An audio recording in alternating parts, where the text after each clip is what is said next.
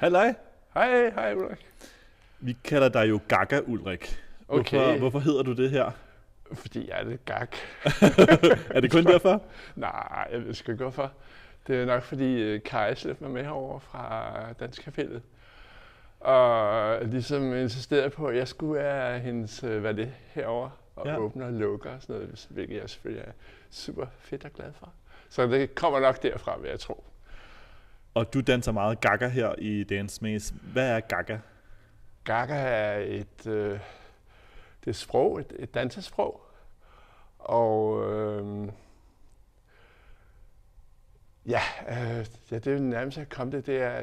Det er et specielt sprog. Altså, jeg har det meget med det sådan, at det er et nyt sprog for mig. Ja. Altså, det er et sprog, jeg aldrig har haft før i mit liv, hvor jeg kan udtrykke følelser, som jeg sgu ikke kan udtrykke verbalt, og jeg får lov at udtrykke dem, fordi det foregår jo stille, så man kan bare skrige sit liv ud til alle hjørner i Gaga. Og så synes jeg bare, at jeg lærer så enormt meget om min krop, og der er så mange lag i Gaga, synes jeg. Jeg er fuldstændig fascineret af det. Har du danset hele dit liv? Nej, jeg startede meget sent. Jeg startede først, da jeg blev pensionist, faktisk. Okay. Det var sådan en gammel drengedrøm, og tænkte, nu skulle den realiseres. Sammen med fotografering, faktisk, de to ting. Okay. Og så startede jeg danse salsa en hel del år. Og så mødte jeg Gunilla Lind op på Dansk Kapellet og var sammen med hende nogle år der. Og så mødte jeg Kai derop, og så skulle hun herover, og så slæbte hun mig med herover. Gudskelov.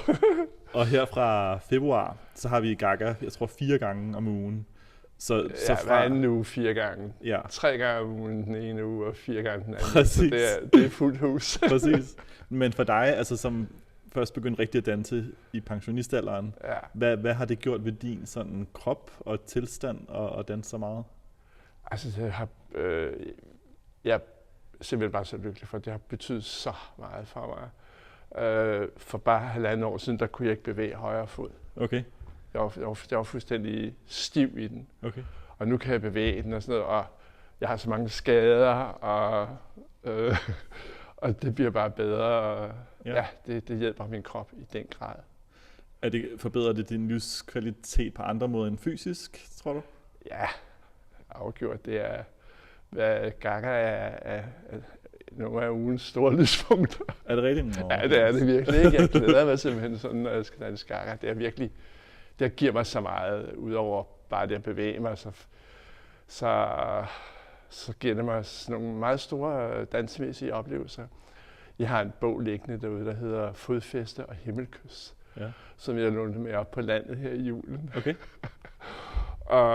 Og det der himmelkys, det synes jeg, har jeg aldrig oplevet, før jeg begyndte at danse Gaga. Jeg har altid godt kunne lide at danse. Salsa var enormt sjov og flirten og god rytme og sådan noget, men altså det der at kysse himlen, det er først noget, jeg oplever nu. Det er helt vildt. Hvad med andre danseformer? Altså vil du nogensinde prøve at danse ballet eller contemporary eller noget? Altså Gunilla, hun havde noget contemporary, så vi var sådan et hold oldies. Ja. Og vi havde sådan noget contemporary-agtigt noget, ikke? Men det var sådan, det var stilet til 60 plus. Ja. Og oldies, hun kom med en masse meget, meget skøn musik, selvfølgelig. Men ballet har jeg aldrig prøvet. Og nu, nu tror jeg nok ikke, jeg ville ikke kunne gøre det, fordi jeg har nogle knæskader, som jeg ikke bare ikke lade sig gøre. Det skulle da være meget sjovt. Det kunne da være. Ja, jeg kunne, ja. Hvad hvis vi nu havde Gaga hver dag? Vil du så tage det hver dag, tror du, eller skal man sådan helst holde lidt pause indimellem? Det kommer fuldstændig an på en selv, vil jeg sige. Hvis man kan håndtere fysisk og danse hver dag, og man ikke mister sådan gejsten og glæden ved det. Ja. Jeg tror, at danse hver dag vil nok være lidt af en mundfuld, fordi der bliver du en virkelig hård læreproces. Ja. Fordi udover at danse, så er der meget, man lærer om kroppen, og det synes jeg nogle gange, det skal have lov at lege. Så der er sådan en art grammatik i det sprog der, synes jeg, som jeg er begyndt at lære nu faktisk. Ja. Ja, nu har jeg bare lallet afsted.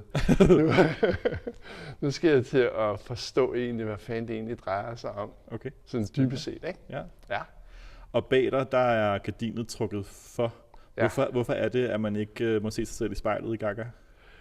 Man må godt se sig selv i spejlet, det underbygger bare ikke det Gaga, som de så står for, fordi det er et frirum, hvor der bliver ikke stillet krav til, at der er ingen, der bedømmer, hvordan du danser. Altså, så det at være et spejl, så er du lidt over i balletverdenen, ikke? Hvor man har en æstetik, der skal opfyldes, og hvor den skal kunne se, så man skal bedømme det, og der har det sin berettigelse. Men i det her forum, som Gaga er, der vil det faktisk modvirke det, Gaga er til for. Ja. Og slappe af og udtrykke bare det, nu kroppen gerne vil udtrykke, ikke? Ja. Uden at blive bedømt. Og bruge sin fantasi. Ja, fantasien er en stor ting. I hvert fald for mig. Den kører tit derudad. Det har jeg da ret meget sjov med. Ja. Ja. Men er det ikke også sådan, at Kari underviseren, sådan, hun giver dig en eller anden idé, ikke? Altså, tag et koldt bad, eller sådan noget? Jo, det er rigtigt. Hun prøver sådan nogle analoge ting, hvor hun siger, nu blæser det, og alt sådan noget. Men altså, musikken i sig selv skaber jo billeder i ens hoved. Ja. Og når vi så har de der øjeblikke, hvor vi danser frit og sådan noget, så visualiserer man jo, det kan være alt muligt, fra man står på en stor scene, til man er op og slås med nogen, eller man løber for nogen. Ja. Det er sådan lidt op til en selv, ikke? Men det er rigtigt, der er nogle instruktioner i Gaga, hvor man langsomt arbejder kroppen igennem via de instruktioner, som Kari så giver, ikke? Mm. Tusind tak, Gaga Ulrik. Vi ses i studiet.